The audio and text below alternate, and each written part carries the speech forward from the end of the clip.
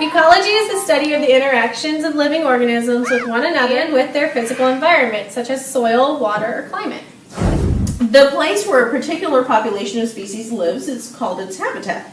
Right, and a community is the many different species that live together in a habitat. That would be like all the fish or all the plants, algae in a fish tank. Awesome. And then in ecology, we also need to talk about something called an ecosystem.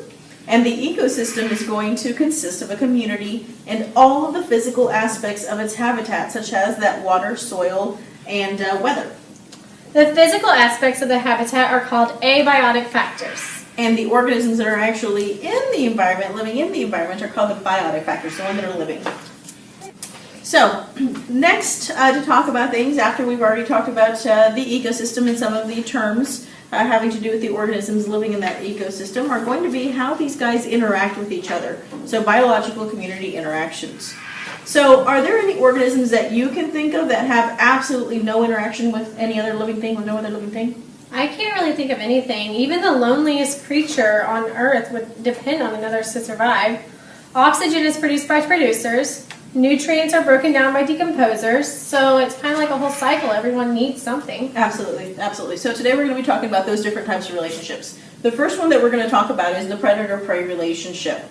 So it is actually going to be predator-prey relationship. Predation is the act of one organism killing another organism. Parasitism is when one organism feeds on and usually lives on or in another, usually larger organism.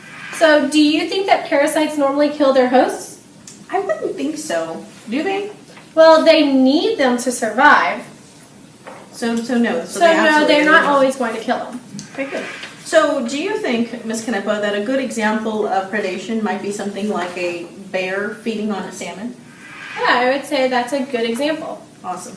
All right, so let's go ahead and move on to another, actually, let's go ahead and move on to a term that I think that these kiddos have seen before, and it's called symbiosis.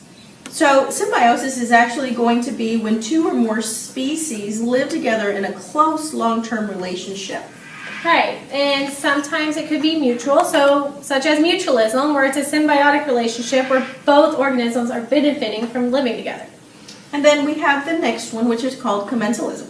So in a commensalistic relationship, it is a symbiotic relationship in which one organism benefits and the other is neither harmed nor helped.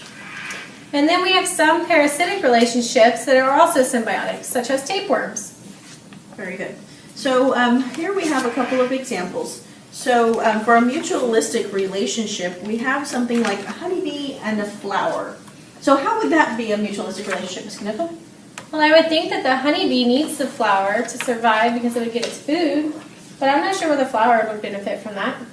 Well, I would think that the flower might go ahead and benefit from that by having its pollen spread to other flowers. That way its whole reproductive cycle may occur. So wouldn't mutualism also be like in Finding Nemo with the clownfish and the anemone?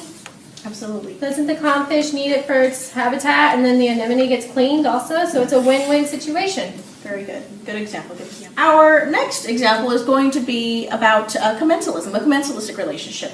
So we have a shark and a remora. So the remora is going to be that little fish that travels underneath the shark. So the way this is a commensal relationship is whenever the shark feeds, it leaves all these little scraps coming down. And the remora can eat the scraps. Absolutely. So the little remora, it doesn't help the shark any, but it's not hurting it either.